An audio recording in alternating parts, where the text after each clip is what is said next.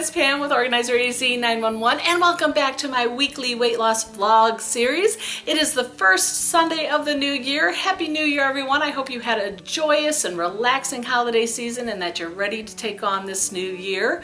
I know I am, and first and foremost, I want to apologize to everyone that it has been 3 long weeks since I uploaded my last weekly vlog episode. You know, even with the best of intentions, sometimes life kind of happens and throws you a little bit off, and I apologize for that. I did want to focus during the holiday season on family, and you know, my kids are growing up. They're going to be out of my home sooner than I can imagine, and I wanted to take this last holiday season and really focus on enjoying every moment I could with them, and then I thought I can get back to it after the new year. So again, I apologize for the 3-week break. I am back ready to go with this vlog. I enjoy doing it, and I'm hoping it is resonating and helping some of you out there who are also on this kind of difficult path to weight loss. And you know what, with it being the new year, I wanted to talk about goals. Now, I know in previous videos I said I wanted to show you some meal plans and some recipes and stuff like that, and I will do that, I promise. But I wanted to stop because it is New Year's. It's very early in the new year, and resolutions and goals are a hot topic right now. And I just did a workshop yesterday where I talked about setting attainable goals versus unrealistic goals. And it really kind of resonated with me how while I might be more organized and set attainable goals in my organizing business, I sometimes, when it comes to weight loss, I tend to lean the other way and set too many goals, too many unattainable goals. And there's dangers that are involved in that. And I think we all can sympathize with this because, you know, I was telling everybody who attended my workshop, when you're organizing, if you set too big of a goal, like I'm gonna organize the whole garage in this weekend, and that's a huge goal. It's not really often, if your garage is really a mess, you're not going to necessarily get it done in a weekend, okay?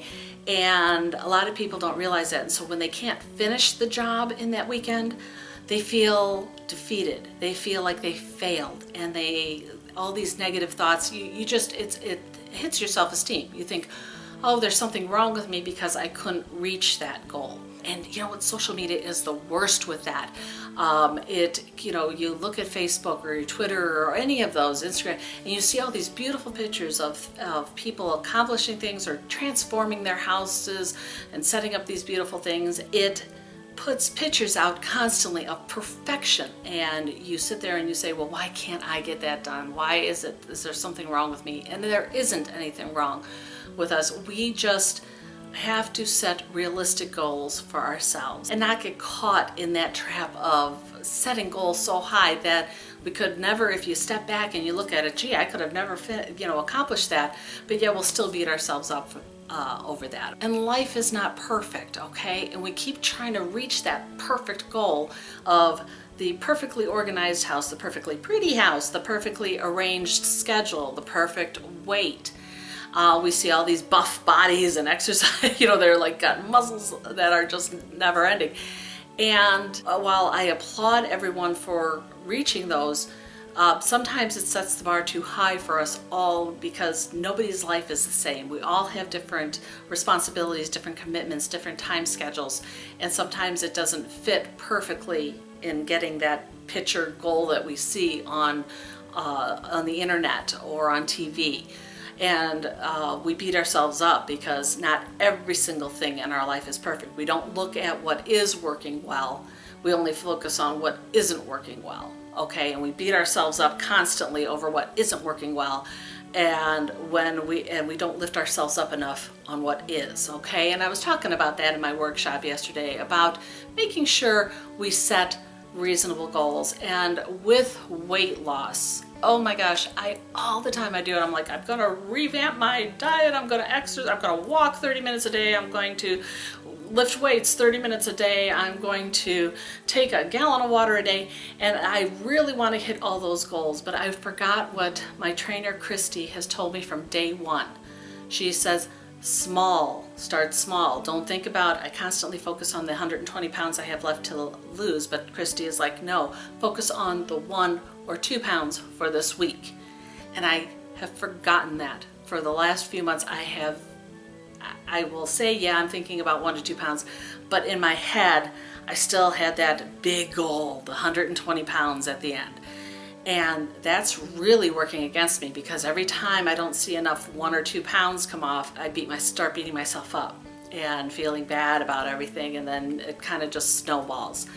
And the holidays were really bad with that. You know, that the eating gets off. Everybody is so focused on what you're going to shove in your mouth that holiday season. I'm not sure why we got off the track of enjoying experiences with one another. Every social media post out there, everywhere you go, it's about what kind of food can you shove in your face during the holiday season, and not how much great time you can spend with your loved ones and everything like that. It's just weird how marketing has kind of really is working on sabotaging anyone who's trying to eat healthy and lose weight during those 2 or 3 weeks, you know, around the holidays. Heck, it's even like 4 weeks. It starts in Thanksgiving. You know, let's start off, you know, stuffing everything in our face until the point where we fall asleep after the meal. But let's face it, it's not necessarily the tryptophan that gets us sleepy after the meal. It is that we have eaten ourselves to a coma during that holiday. But here's the thing, you know, and like I said, then when you slip off, you start beating yourself up over it, and then you kind of get depressed, and that makes the whole problem worse. It kind of just snowballs. So I'm really glad we're in January now, and we can press that reset button and, you know, move forward. And when I took 3 weeks off from doing this vlog series, I was pressing the reset button earlier. It was just too much. I had this vlog series. I have my other 3 tips I was trying to do on my channel. I was a mom. I was running a business, you know, organizing with clients who were trying to get organized before the holidays and then on the new year, and then shopping, and blah! I survived, thank goodness, because it was just, the list was going on, which all of us have those lists that never end. I don't mean to be rambling on about this, but what I really want to share in this video is the importance of setting realistic goals. I know I have a problem with it, like I said, with weight loss. I set the bar way too high. I had tremendous success the first time when I was working out with Christy, and I lost the 80 pounds with her, and that's when we took it step by step by step. Recently, we were working out an exercise plan, and I was like, I'm gonna walk 30 minutes every day, and then I'm gonna do 30 minutes of strength training every day. And just yesterday, I started re-looking over that, and I'm like, no, I'm just going to either make one or the other 30-minute commitment.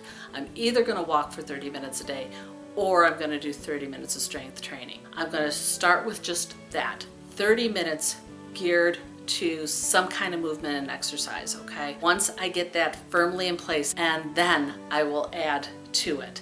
And that's, I think, a little more attainable. And I'm gonna really work hard on not focusing on that big picture, the big goal, the final goal. I'm going to set smaller goals, because here's the thing, when you set them smaller and you do attain those goals, you manage to make it, it's like a launching pad. It inspires you to keep going. And so that's what I've done. I've kind of reeled back my life with my health, and I'm saying, let's start small and go for that, back to that pound a week, maybe 2 pounds. Once I do that, I will move on. And same thing with the eating. I have got the eating part a little more organized, and I really want to share with you some of the things we've implemented that have made the eating and staying on track eating work really well and with a lot less effort. So I will be sharing that in the upcoming videos with you, I promise. We are just collecting a lot of photos and a lot of video as I'm doing it, and again, that takes time, and I've got to understand that even these videos I'm bringing to you take time to create. So I want to do it right by you and share with you these ideas I've had, and that are working for me, and hopefully it can work for you too. So please stop back next week. I will have some kind of video going up for you, and I hope to have a lot of it be about the meal prep and to help you easily keep the food where it should be while you're maybe implementing some of those exercise resolutions we've all made. I'm sorry if this vlog has just rambled on. I just have so many things going on in my mind. The new year always makes you have all these new ideas and you want to just kind of take on the new year going full steam ahead. But I hope some of what I talked about with the goals and setting realistic goals resonates with some of you and can help you set it so you don't end up beating yourself up for something that wasn't attainable in the first place. I hope this vlog helped some of you out there. If it did, please poke that like button below, give me a big old thumbs up, and if you're new to this channel, please poke that subscribe button as well, ring the bell so you know when I'm uploading new videos, and become part of this organizing and weight loss family. I'm Pam with Organizer AZ 911. I will see you next week.